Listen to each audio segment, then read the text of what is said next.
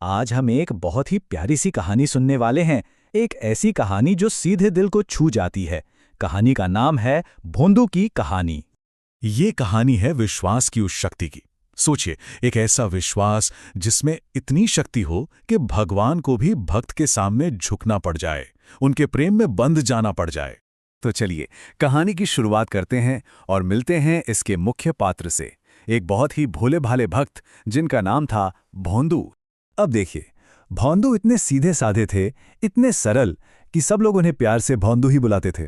उनकी दुनिया बहुत छोटी सी थी, बस अपने गुरु का आश्रम और वहां गायों की सेवा। वो अपने गुरु के हर प्रवचन को, उनकी हर बात को पूरी श्रद्धा से सुनते थे। उनके लिए तो गुरु का कहा हर एक शब्द परम सत्य था, मानो पत्थर की लकीर हो। और फिर एक दिन शाम के प्रवचन में कुछ ऐसा हुआ, गुरुदेव के कुछ शब्दों ने भोंदू के मन में एक ऐसी जिज्ञासा जगा दी जिसने सब कुछ बदल दिया।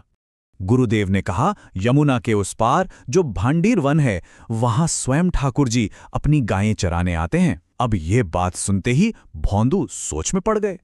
वो मन ही मन कहने लगे, अरे भांडीर वन तो मैं रोज जाता हूं अपनी गायों को लेकर, पर मुझे तो आज तक कभी ठाकुर जी नहीं दिखे। लेकिन देखिए उनकी सरलता, उन्होंने एक पल के लिए भी अपने गुरु पर शक नहीं किया। नहीं, उन्होंने खुद को ही दोषी माना। सोचा कि जरूर मुझ में ही कोई कमी है, मैं ही इतना पापी हूं कि भगवान मुझे दर्शन नहीं देते। और इसी सोच के साथ उन्होंने अपनी जिंदगी में पहली बार हिम्मत करके अपने गुरु से एक सवाल पूछ ही लिया।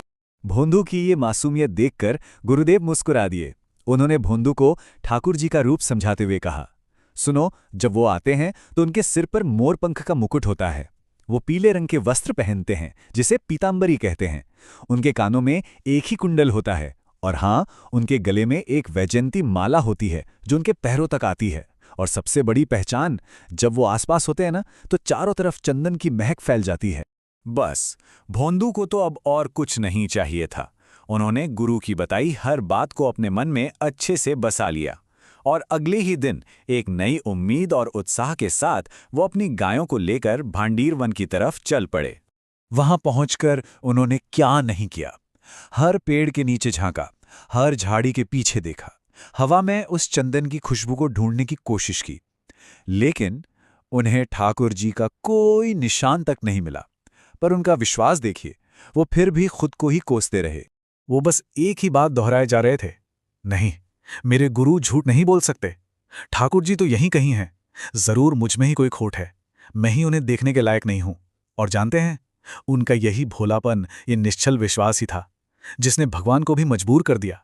भोंदू बेचारे एकदम निराश होकर एक पेड़ के नीचे बैठ गए। और तभी जब वो सारी उम्मीदें खो चुके थे, उनकी आंखों के सामने एक ऐसा चमत्कार हुआ जिसकी उन्होंने कल्पना भी नहीं की थी। सबसे पहले तो उन्हें ढेर सारी खूबसूरत अलौकिक गायें दिखाई दी। ऐसी गायें जिनके सींग सोने और चांदी से जड़े हुए थे और चमक रहे थे। और फिर उन गायों के झुंड के पीछे वही रूप जो गुरु ने बताया था। मंद मंद मुस्कुराते हुए स्वयं ठाकुर जी चले आ रहे थे, सीधे भोंदू की तरफ। ये नज़ारा देखकर तो भोंदू के मानो होश ही उड़ गए। उनके हाथ पैर कांपने लगे, आंखों से आंसू बहने लगे। वो बस उन्हें देखते रह गए और कांपती हुई आवाज में बोले, नंद नंदन। उन्होंने उन्हें पहचान लिया था। और देखिए भगवान की लीला, इतने दिव्य मुलाकात को उन्होंने कितनी सहजता से एक बड़ी ही प्यारी दोस्ती में बदल दिया। ठाकुर जी मुस्कुराए और भोंदू से बोले, अरे भाई, कुछ खाने को दो, बड़ी जोर की भूख लगी है। अब बेचारे भोंदू के पास क्या था, बस 2 सूखी रोटियां। उन्होंने एक रोटी ठाकुर जी को दे दी। ठाकुर जी ने तो उसे एक ही पल में खा लिया। फिर बोले, अरे एक से क्या होगा, दूसरी भी दो। तो भोंदू ने अपनी दूसरी रोटी भी दे दी और दोनों ने उसे आधा आधा बांटकर खाया। और जाते जाते ठाकुर जी ने वादा किया, मैं कल फिर यहीं मिलूंगा। अब जब भोंदू वापस आश्रम पहुंचे और उन्होंने सारी बात अपने गुरु को बताई, तो गुरुदेव समझ गए कि ये भोंदू की सरलता का ही कमाल है। तो उन्होंने भोंदू को एक और काम दे दिया। गुरु ने कहा, भोंदू, अब जब वो तुम्हारे मित्र बन ही गए हैं तो एक काम करो, उन्हें आज आश्रम लेकर ही आना। गुरु का आदेश भोंदू के लिए तो भगवान का आदेश था। वो पूरे निश्चय के साथ अपने दोस्त ठाकुर जी से मिलने चल पड़े, इस बार एक ही मकसद लेकर, उन्हें आश्रम लाना है। लेकिन जब भोंदू ने ठाकुर जी से आश्रम चलने को कहा तो उन्होंने साफ मना कर दिया। बोले, देखो, मैं तुम्हारा दोस्त हूं, तुम्हारे गुरु का नहीं। मैं आश्रम वाश्रम नहीं जाऊंगा।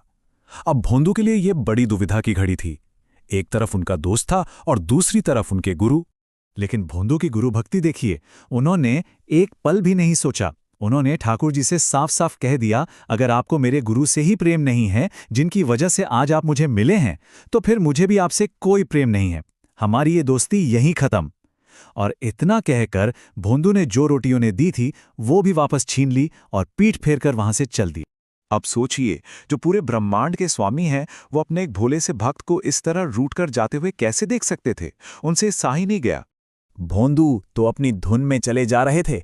उन्होंने एक बार भी पलटकर नहीं देखा। ठाकुर जी को पहले तो लगा कि वो मजाक कर रहे हैं, अभी मान जाएंगे। लेकिन जब भोंदू दूर जाने लगे तो भगवान से रहा नहीं गया। वो पीछे से दौड़े और कूदकर सीधे भोंदू की पीठ पर सवार हो गए। और पीठ पर बैठकर बोले, अच्छा मेरे भाई, मान गया, मैं चलूंगा तुम्हारे गुरु के पास। बस अब तो खुश, पर एक बात याद रखना, मैं तुम्हें अब खुद से दूर नहीं जाने दूंगा। और फिर क्या था? भोंदू अपने प्यारे ठाकुर जी को अपनी पीठ पर बिठाए ऐसे चल दिए जैसे कोई जंग जीतकर लौट रहा हो।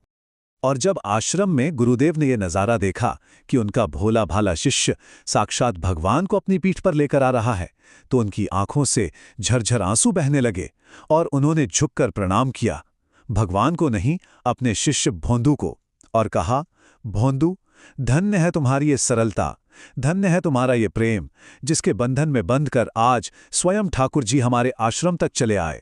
तो ये थी भोंदू की कहानी।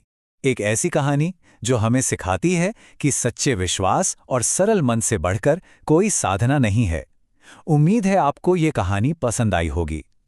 ऐसी ही और भी दिल को छू लेने वाली कहानियों के लिए हमारे चैनल को लाइक, कमेंट और सब्सक्राइब जरूर करें।